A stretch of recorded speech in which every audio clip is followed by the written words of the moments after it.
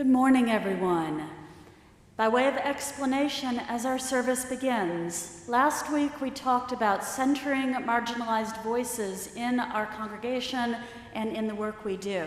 So this week we are embodying that. All of the pieces in this service, the spoken, written pieces, the words, as well as the composers, all are pieces written by people with usually marginalized voices, largely people of color. And this is a commitment that Katya and Brian have been bringing into our music for some time as well. Our opening words are by Viola Abbott. We are Unitarian Universalists. When we lift up our 7 principles, some of us think of them as a form of theology, but they are more important to our collective than that. They do not tell us what we should believe, they tell us how we should be. They tell us how we should act in the larger world and with each other. We are brought here today by the fact that Unitarian Universalism has fallen short of the image that was presented to the world and to so many who embraced this religion. But we are also brought here today by the truth that Unitarian Universalism has shifted course to move towards a place of wholeness.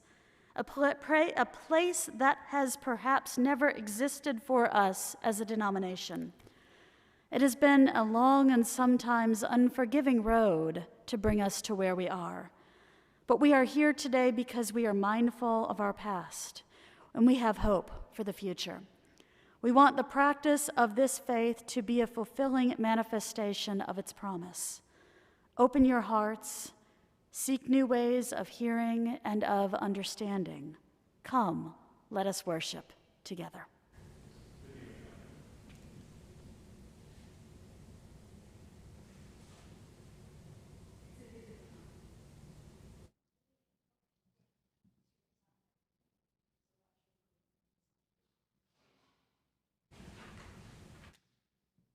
Hold out your light, yes, you heaven-bound soldier. Hold out your light, you heaven-bound soldier. Hold out your light, you heaven-bound soldier. Let your light shine around the world.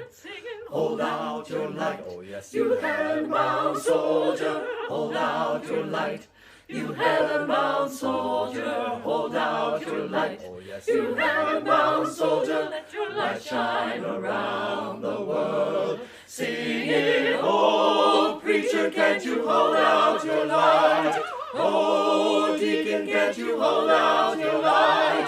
Oh, leader, can't you hold out your light? Let your light shine around the world. Oh, preacher, can't you hold out your light? Oh, deacon, can't you hold out your light? Oh, leader, can't you hold out your light? Let your light shine around the world. Hold out your light, you heaven-bound soldier. Hold out your light, you heaven-bound soldier. Hold out your light, you heaven-bound soldier. Let your light shine around the world.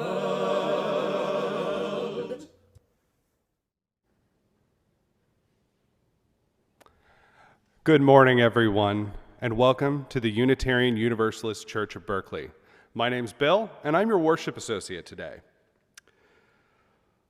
This is a welcoming congregation, and we are always working on how to care for one another better. If this is your first time here, welcome. We're so glad you've come.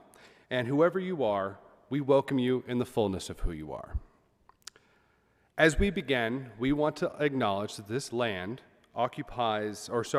church occupies land in Huichin, the unceded territory of the Chochenyo-speaking Ohlone people. We understand that we continue to benefit from the seizure and occupation of this land. We acknowledge and embrace our responsibility to take restorative action. We affirm that this is deeply felt and commit our congregation to be in right relations with Indigenous communities, aligning in solidarity, supporting Indigenous projects, and caring properly for the land. So please take a moment to prepare yourself and your space for our time together. You may want to grab a candle and a way to light it so you can join in the chalice lighting at home.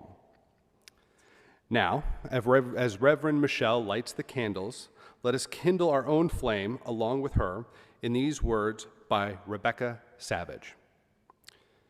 We light our flaming chalice as a beloved people, united in love and thirsting for restorative justice.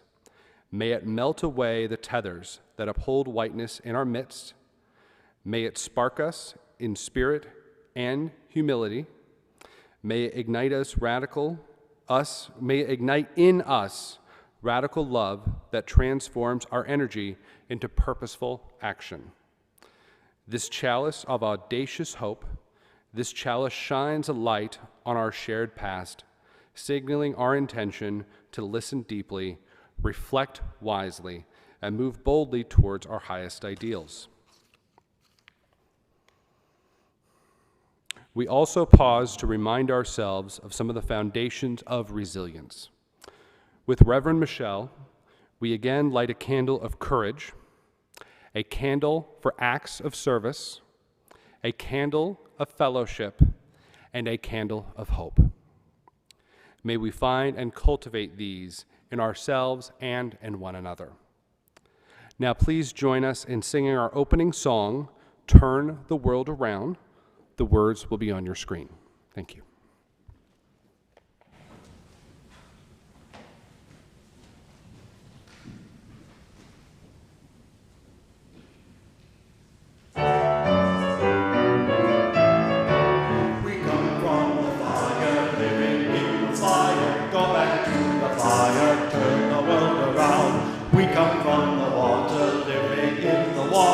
Go back to the water, turn the world around. We come from the mountain, living on the mountain. Go back to the mountain, turn the world around. Oh, so is life. Ah, so is life. Oh, so is life. Ah, so is life. Do you know who I am? Do I know who you are? See we one another clearly. Do we know who we are? Do you know who I am? Do I know who you are? See we one another clearly. Do we know who we are? Do you know who I am? Do you know who I are? See we one another clearly. Do we know who we are? Whoa, so is life about you are.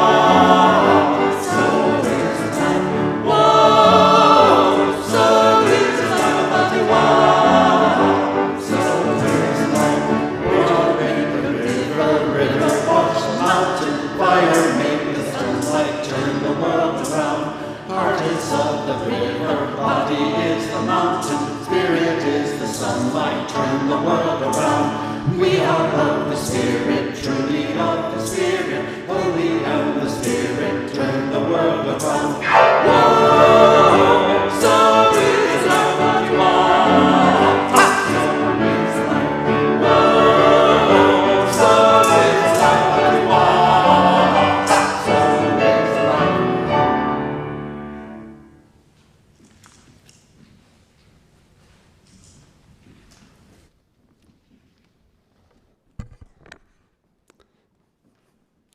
Now please join me in saying our covenant.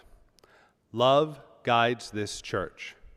The quest for truth and justice is its common purpose. To give thanks, listen deeply, speak with care, honor our differences, and seek and grant forgiveness. These things we covenant with one another.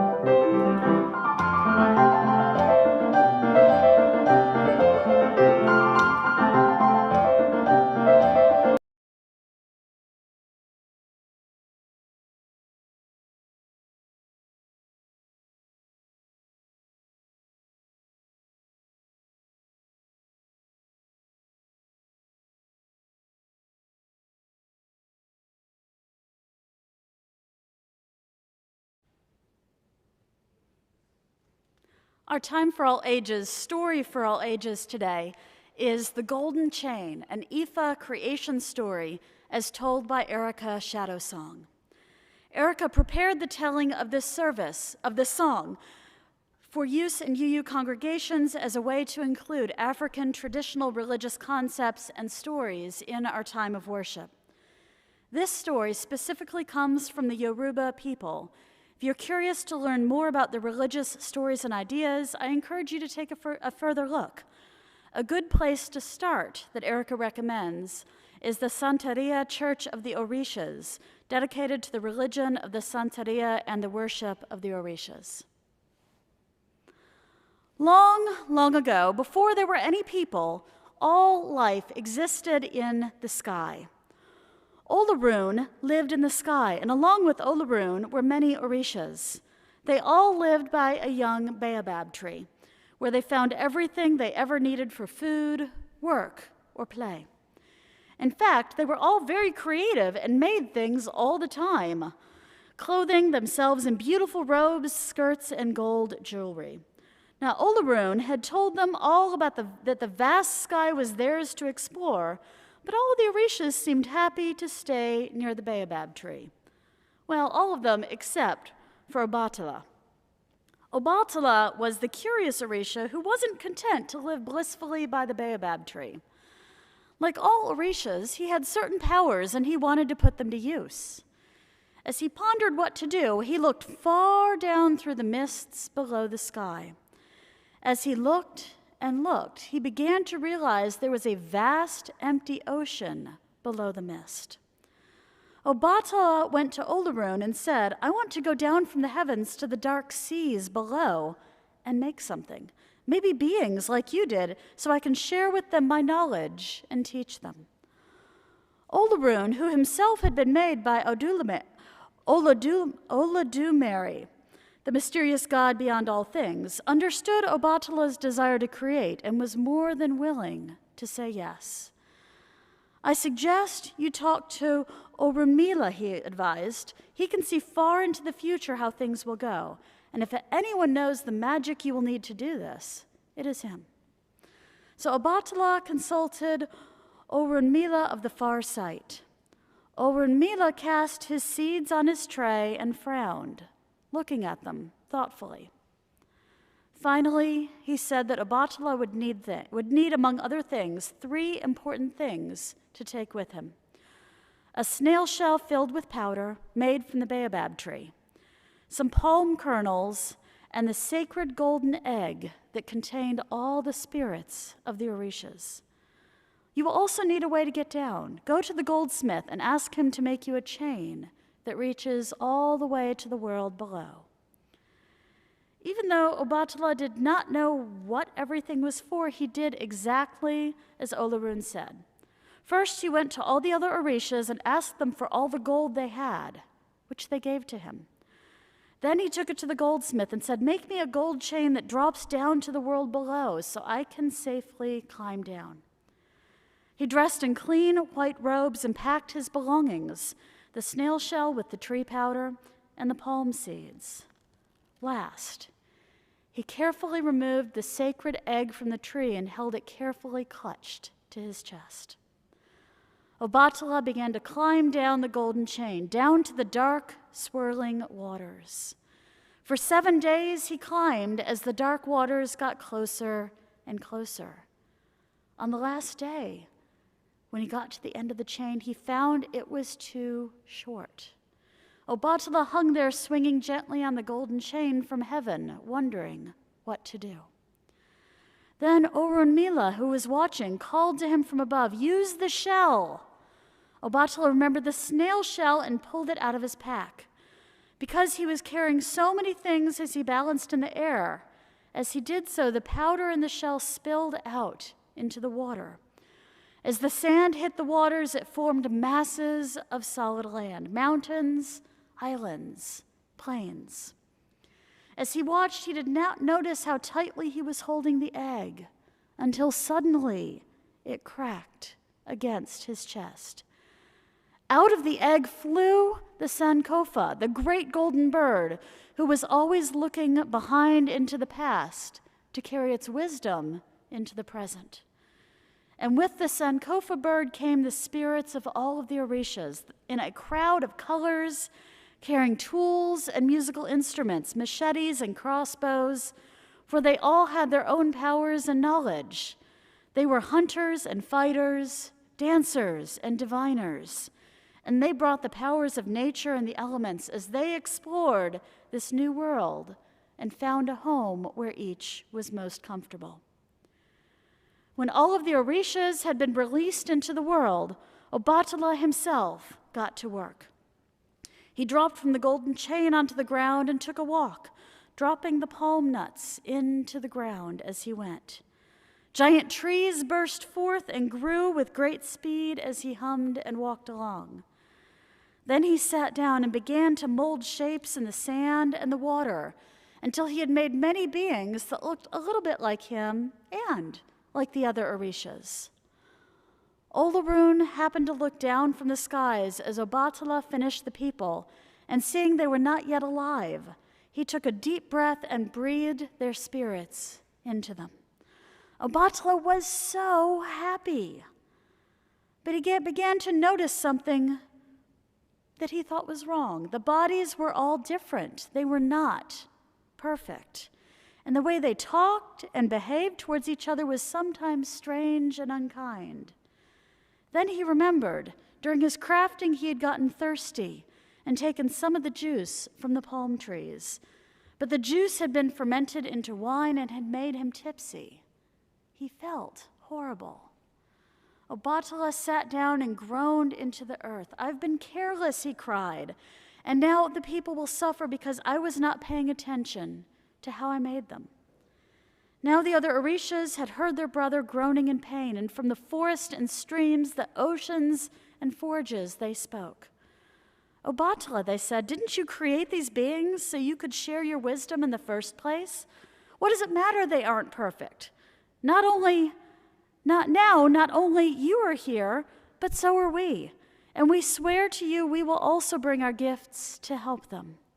We will teach them all the things we know, how to take care of themselves, how to protect each other, how to love each other as a great family, as we were. Wherever they go and whatever happens to them, we promise that as long as your world exists, they will find us in it." Obatala smiled as he listened to his brothers and sisters, his siblings, and he was comforted. For now he knew that whenever his people found trouble, they would have help to see them through.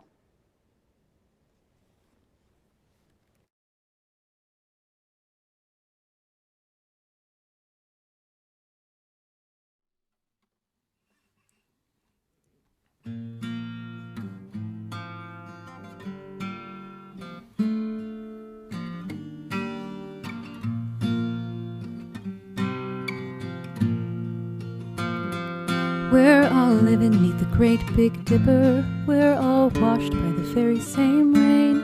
We're all swimming in the stream together, some in power and some in pain. We can worship this ground we walk on, cherishing the beings that we live beside.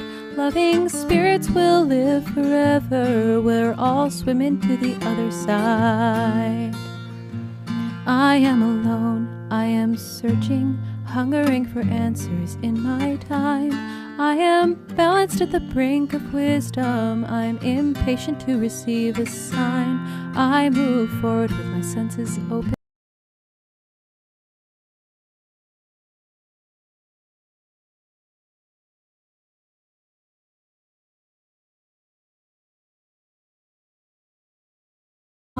Cherishing the beings that we live beside. Loving spirits will live forever. We're all swimming to the other side. I am alone, I am searching, hungering for answers in my time. I am balanced at the brink of wisdom. I'm impatient to receive a sign. I move forward with my senses open.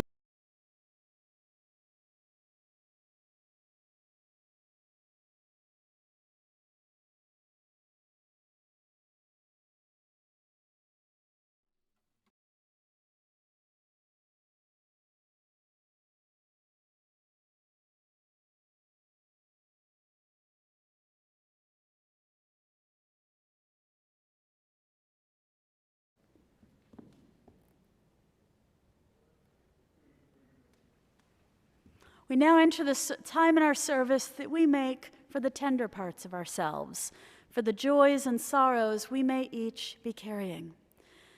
During our time of silence this morning, as well as throughout the service, I invite you to share any joys or sorrows or significant milestones of your own in the comments section. As you see these, as we hold these, I invite us all to open our hearts with care and hold them in our collective embrace. Let us join now in a time of silence.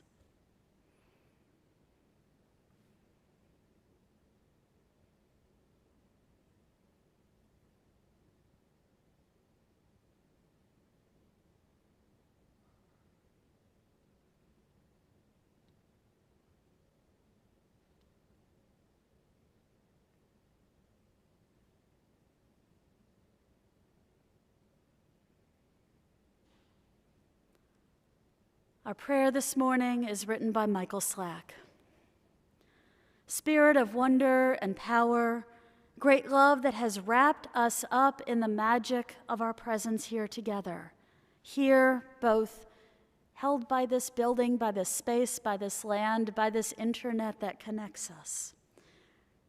We offer our deep gratitude for the earth and the life in abundance she makes way for this moment, and for these people, for the time we've had to laugh, to cry, to break bread, to cut up, to learn, to grow. For the things we always manage to do whenever we get together in whatever form that is. Open hearts, believe in the impossible, feel with our whole everything a joy too unattainable when we're apart from one another. For all of the people in our lives whose prophetic words and deeds have paved the way for our dreams, our insights, and for our gathering together to take place. May this be a time to settle firmly into a simultaneous commitment to Black lives and brown lives and all of those from marginalized perspectives and to Unitarian Universalism. May this gathering serve as an opportunity to bear witness to works of connection, relationship, and collaboration being done in a new way. May this be a powerful testament to our gifts, to the richness of our lives, and to our collective voices. May all that we are and all that we bring, every bit of joy and triumph, and every ounce of uncertainty and heartache, may these carry us through. May these offer us every lesson we may need to be healing forces without our own selves, within our communities, here and beyond and out in the world. What a great blessing it is to be together. Ashe, amen, blessed be.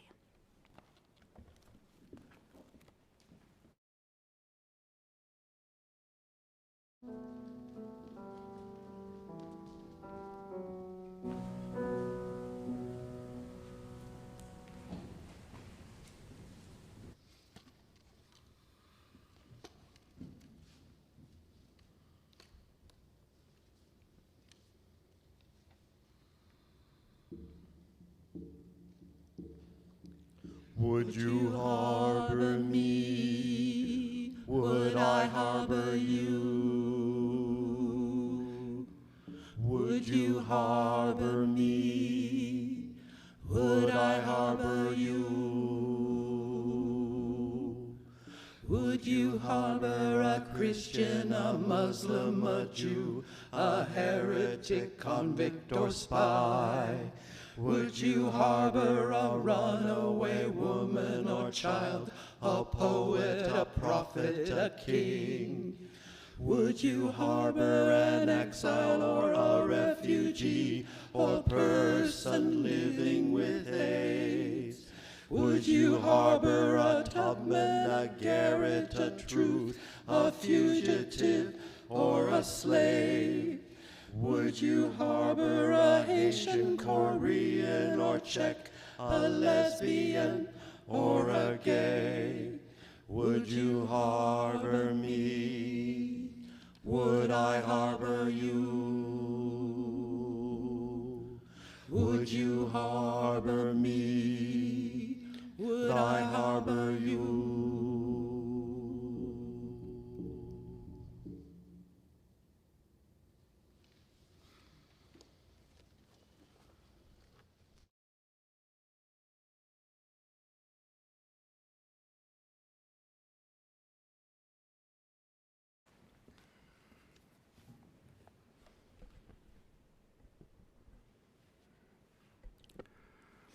Being UU and Black by Maya Wade Harper. Being UU and Black means watching as they put the BLM sign, knowing the fight has hardly started. It means being coined a token and lifted up while you do all the work. It means late nights in meetings, sermons that you hope they will hear. It means answering questions that you don't want to answer and hoping it will all be enough. It means asking for diversity, but not appropriation. It means backlash and tight smiles and exhaustion. But being UU and Black also means raising our hands and voting for justice. While friendships warm my heart, it means feeling right at home in those walls and knowing these people understand. It means education and singing and healing and marching in the cold together. It means knowing your dream is shared by others and you can accomplish it together. It means chalices, rituals, and sacred spaces, feeling welcome and loved and holy. It means supporting values that support my people's life. It means Black spaces and spending time healing with those who look like me. It means knowing inside that you belong, even if sometimes it is so hard and tiring. I am here to stay.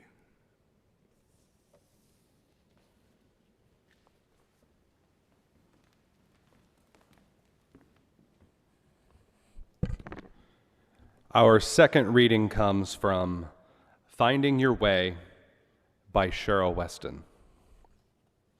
I was a UU for 10 years before I realized there was a historic Black membership. Now we have DRUM, Diverse and Revolutionary Unitarian Universalist Multicultural Ministries, and BLUE, Black Lives of Unitarian Universalism. Those were a long time coming. I've been very active. I love what this denomination has done for me and my spiritual journey. I am hoping my story inspires other BIPOC folks to feel okay pursuing a spiritual home that is outside of our current notions of normal. Not every Black person is a theist or a Christian, which can be objectionable or surprising to those with a limited exposure to other perspectives. Giving oneself permission to pursue an alternative can mean internal peace and quiet. It's not easy, but it's a right, not a privilege. My main point of connection to Unitarian Universalism is the openness to many religious traditions. One of our principles is a free and responsible search for truth and meaning. So long as I am careful to borrow spiritual symbolisms carefully, first thoroughly researching and speaking with the holders of those traditions, I can incorporate many parts of my multicultural upbringing into my spiritual life. Bahia, Buddhism, Wicca, Ifa, all of these and more inform my eclectic faith. With art, music, earth-based African and North American indigenous and Buddhist-rooted concepts, and a clearly articulated African-American humanism at my center, I am part of a long tradition of Black people combining a myriad of cultural influences into our own relationships with the divine. What is your path forward? What is your path towards your truth and meaning? Don't be afraid to find out. Finding Your Way by Cheryl Weston.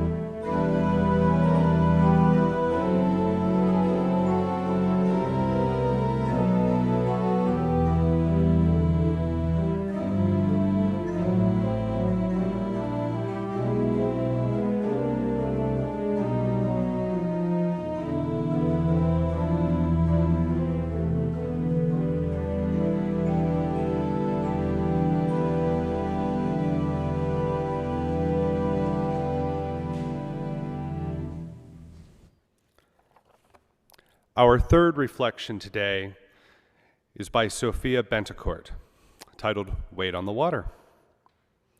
Wade in the water, children. God's gonna trouble the water. I laughed along the low tide line at Stinson Beach, searching for absent sand dollars among the broken bits of shell lining the shore, remembering myself and whose spoils I was searching for. I approached the Pacific, risking a tongue lashing from her wet, rolling waters, touching hand from heart to water, returning to heart. I made signs of reverence. Not only struggling to stay dry, I heard the rippling waves of her laughing voice, mocking my frustrated searching, amusement ripe in my failure. Come into my waters, she purred. Allow me to shape you, and you may gather my gifts. Shape me? Would my jagged edges soften like the finest beach glass, or would I be ground into dust, scattered among my brethren in the dunes? Wading in her water left me transformed in just moments. My boots became soggy, pants pushed above my knees, completely saturated, no matter how high I rolled them. And she showered me in sand dollars, a basketful. I spent an hour in those waters, leaving Stinson Beach with the color high in my cheeks, pants wet to mid-thigh, hair blown in every direction, the unneeded pieces of myself crumbled up, riding grittily in the spaces between my toes. Like a conch shell held close to the ear, the wave song still sings in the open vessel of my being. Wade in the water, children. Wade. Sophia, Bettencourt. Thank you.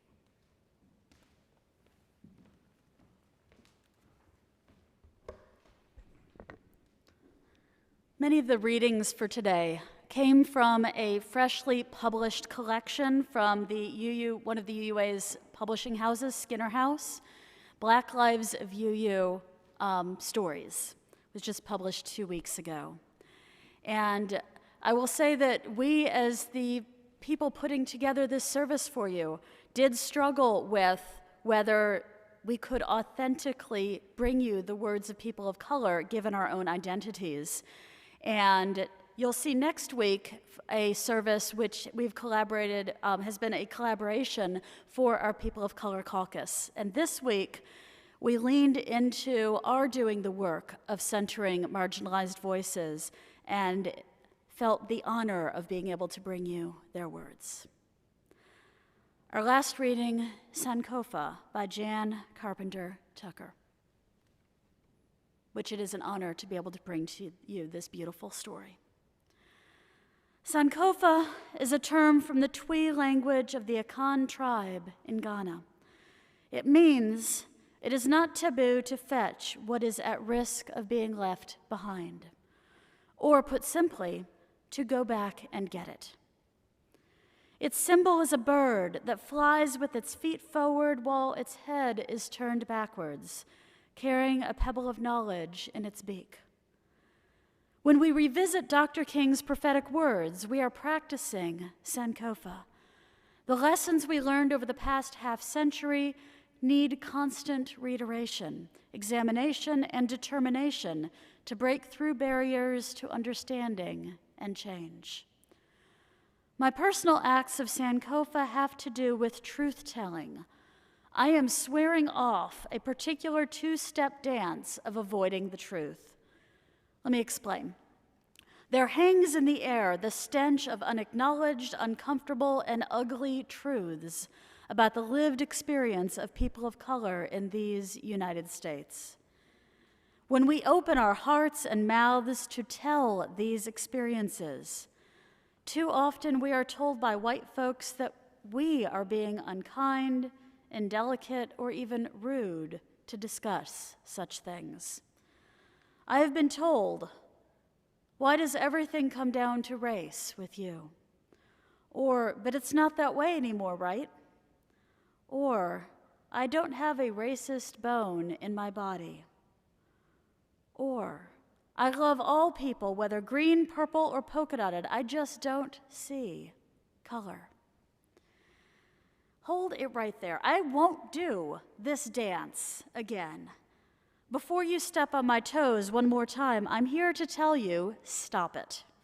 You are hurting me. I'm telling my truth, not to hurt you personally, but to ask you to open your eyes to this nugget of knowledge that I am in great need of sharing. I am fetching what is at risk of being left behind and asking you to examine it along with me to see what we can do differently to make our lives together less painful, more fulfilled, more mutually caring, and fully appreciated. Earlier this week, I sat in on a health assessment with my mother. The interviewer asked about her parents' health, how long they lived, what they died from, and so forth. My mother started into that two-step dance around an ugly truth, and I decided it was time to tell it like it is. My grandfather died of racism. See, he was a black man in the South, and when he fell ill, he was turned away from the white hospital. When they found a facility that would take him, it was woefully inadequate, understaffed, and unclean in a literal sense. While the hospital accepted black patients, it only housed them in the basement. My grandfather found old chicken bones in the bedside drawer and had to clean them out himself.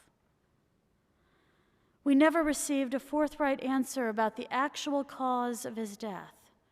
Rest assured, he was treated like so many other black men in America, with disrespect and little regard for his well-being, nay, for his actual life. My grandfather was Harvard educated with a doctorate and was a well-respected professor of biology at a prestigious, historically black college. He had been a Quaker minister and headmaster of a school in Jamaica. Not that any of those facts should have given him special privilege.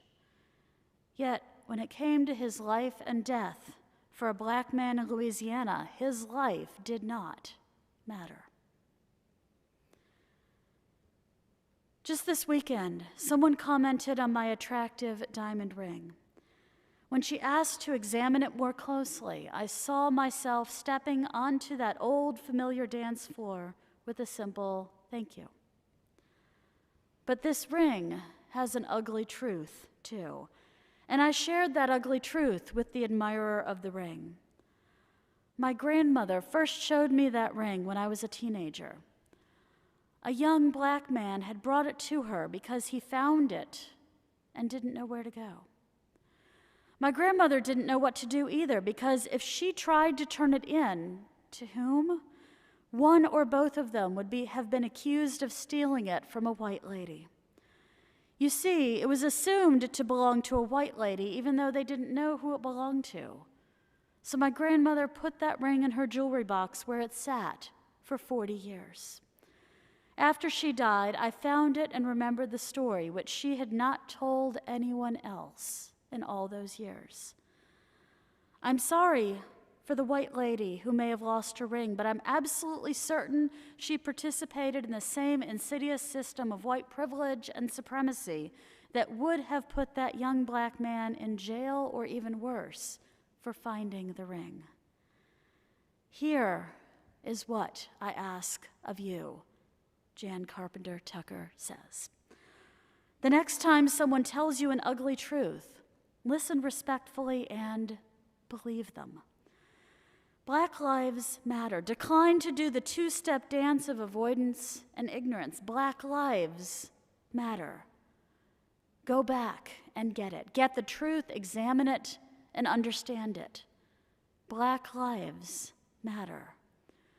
Do your part to change this system of things. Do your part to remember the past so we can correct our direction as we march on into a brighter future. Because someone's life depends on it.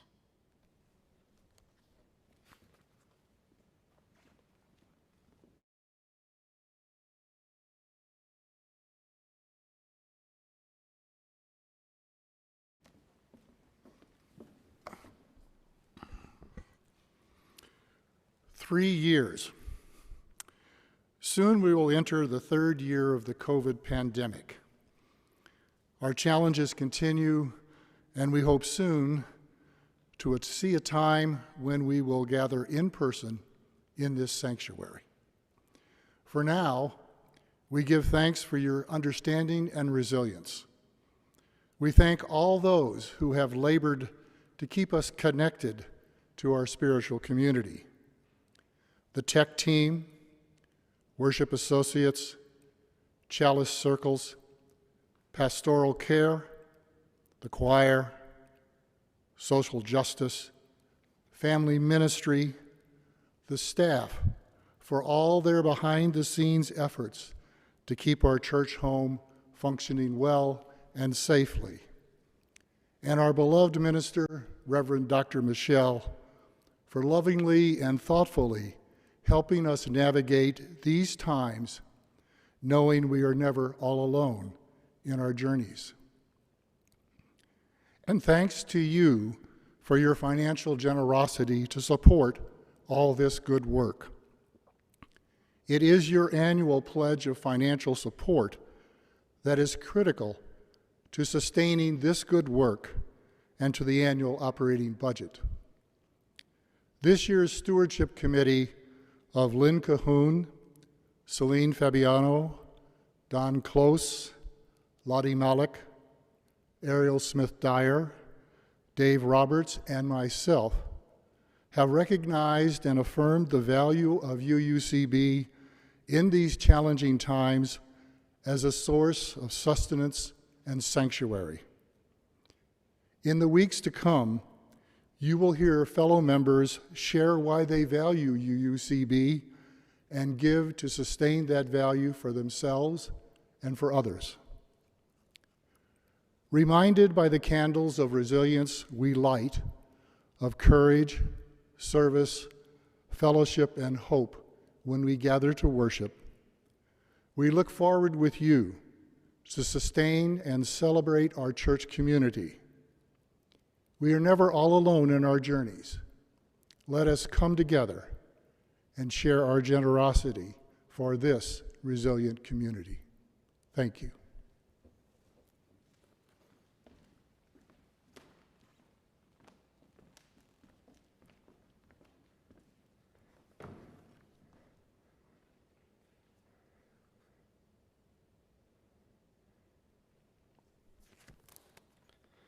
As we commit together to making this a loving community, we take time to remember that UUCB needs our gifts now more than ever. We invite you now to make an offering. Each week, half of our offering is shared with a good neighbor organization that needs our financial support, and we hope that you can continue to practice generosity with them during these difficult times. This month, our good neighbor is Collaborizing. Collaborizing's mission is to explore humanity through social and cultural exchange in the Richmond area. Their primary focus is on race equity work, but they also have a community gardening project in the Richmond Greenway. You can find more information at collaborizing.com. Offerings of any value are received with gratitude. Details on how to give electronically will be on your screen. Thank you.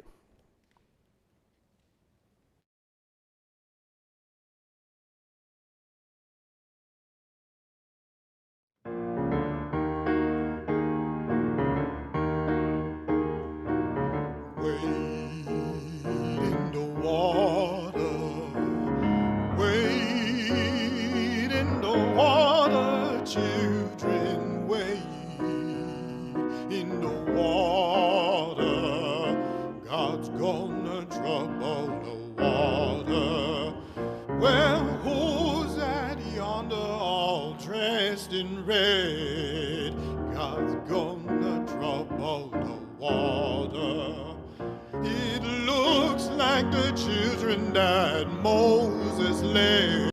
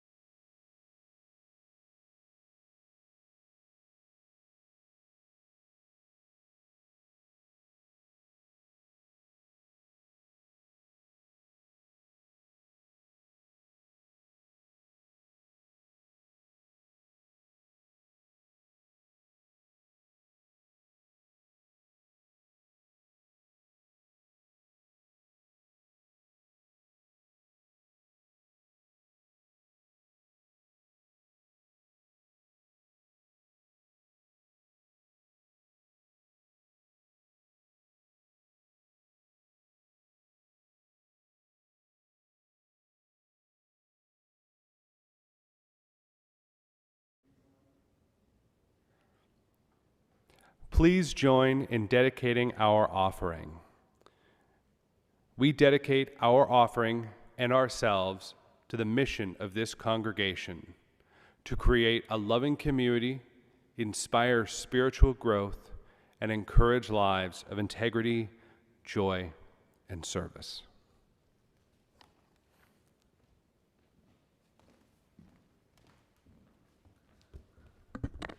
It has been so good at getting to be here together today as we are here together virtually.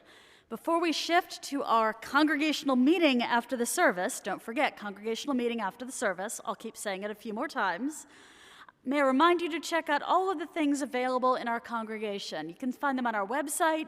You can find them in the week ahead email. And some folks may have said, we had feedback some folks didn't get last week, so it was sent again. So hopefully you've got it in your inbox now. But of course, I want to remind you, there is a congregational meeting on Zoom after the service today, where we will be hearing awards, we'll be talking about the election of new board members, and having a chance to have questions answered and hear some information about UUCB's upcoming search for a settled minister. And speaking of those elected board members, if you haven't voted yet, you have maybe 5 minutes to do so because the voting will be turned off right before the meeting starts. So you haven't voted yet, now is your time. Don't forget, congregational meeting after the service. Would I say that 4 times? Excellent. And now, a little bit on the song that we're about to sing. It's often referred to as the Black National Anthem. Lift Every Voice and Sing was a hymn written first as a poem by NAACP leader James Weldon Johnson in 1900. His brother, John Rosamond Johnson, composed the music for the lyrics.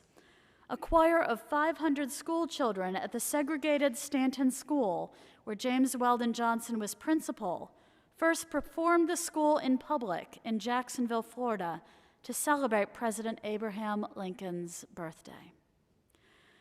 And as an additional piece of background, I'd like to share with you some thoughts from Maya Angelou from her 8th grade graduation about what happened after the commencement speaker had made it clear how little he valued the Black students and their prospects. Here's what she says. There was shuffling and rustling around me. Then Henry Reed was giving his valedictory address, to be or not to be. Hadn't he heard the white folks? We couldn't be, so the question itself was a waste of time. Henry's voice came out clear and strong, and I feared to look at him. Hadn't he got the message? There was no nobler in the mind for Negroes, as she says, using her language. There was no nobler in the mind because the world didn't think we had minds, and they let us know it. Outrageous fortune? Now that was a joke. When the ceremony was over, I had to tell Henry Reed some things. That is, if I still cared. Not rub, Henry. Erase. Ah, there's the erase. Us. Henry had been a good student in elocution. His voice rose on tides of promise and fell on waves of warnings. The English teacher had helped him create a sermon winging through Hamlet's soliloquy. To be a man, a doer, a builder, a leader, or to be a tool, an unfunny joke, a crusher of toadstools. I marveled that Henry could go through the speech as if we had a choice. I'd been listening and silently rebutting each sentence with my eyes closed, and then there was a hush, which in an audience warns that something unplanned is happening. I looked up and saw Henry Reed, the conservative, the proper, the A student, turn his back towards the audience and turn towards us, the proud graduating class of 1940, and sing. Nearly speaking, but singing, lift every voice and sing till earth and heaven ring, ring with the harmonies of liberty. It was the poem written by James Weldon Johnson. It was the Negro national anthem. Out of habit, we were singing it. Our mothers and fathers stood in the dark. They stood in that dark hall and joined in the hymn of encouragement. A kindergarten teacher led the small children onto the stage, and the buttercups and daisies and bunny rabbits marked time had tried to follow. Every child I knew had learned that song with their ABCs, along with Jesus Loves Me, This I Know. But I personally had never heard it before, never heard the words, despite the thousands of times I had sung them. Never thought they had anything to do with me. On the other hand, the words of Patrick Henry had made such an impression on me that I have been able to stretch myself tall and trembling to say, I know not what course others take, but as for me, give me liberty or give me death. And now, Angelou shares, I heard, really for the first time, we have come over a way that with tears has been watered. We have come, treading our path through the blood of the slaughtered. While the echoes of the song shivered in the air, Henry Reed bowed his head and said, thank you. The tears that slipped down the many faces were not wiped away in shame. We were on top again, as always. Again, we survived. The depths that had been icy and dark, but now a bright sun, spoke to our souls. I was no longer simply a member of the proud graduating class of 1940. I was a proud member of the wonderful, beautiful Negro race, she says. And now, please join in singing our closing song, which we sing along with and in solidarity with our Black siblings. Lift every voice and sing. The words will be on screen.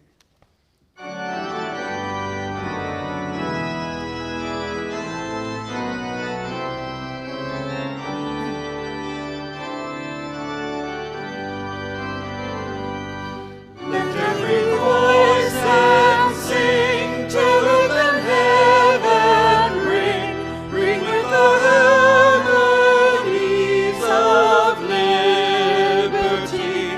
Let our rejoicing rise high as the listening skies. Let it resound loud as the rolling sea. Sing a song full of the faith that the dark past has taught us. Sing a song full of the hope that the present has taught us.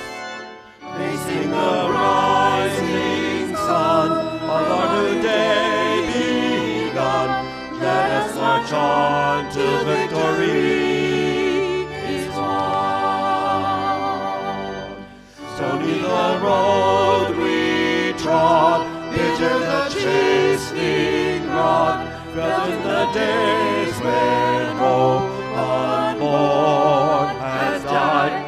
Yet with the steady beat have left our weary feet, come to the place for which our fathers sighed.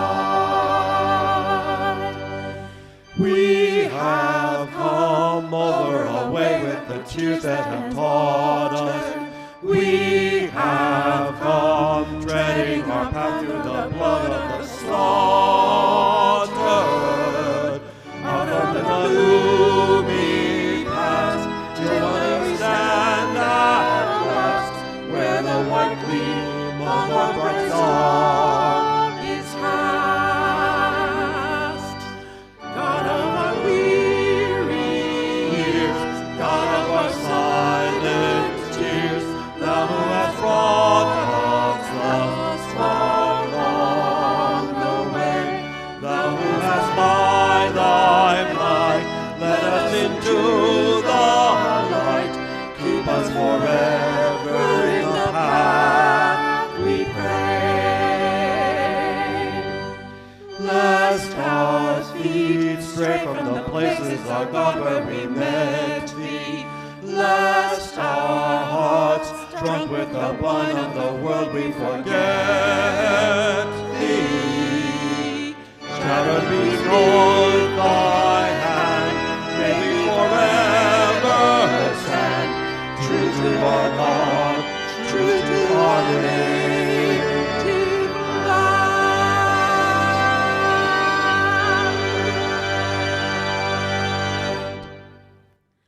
Our closing words are by Patrice Curtis. You, yes, you right there, you hearing these words. You are the spirit of the holy, face of the sacred. Your frail, strong human body, the universe manifest. I give my thanks for you. I turn my face and hands towards you to behold and hold you precious. My kindness lays upon you and surrounds you. And when I fail, because frail myself, I turn yet again to be gracious to you. I am inseparable from you for all time, for this life and the next and all that follow. It has been, it is so, and will be forevermore.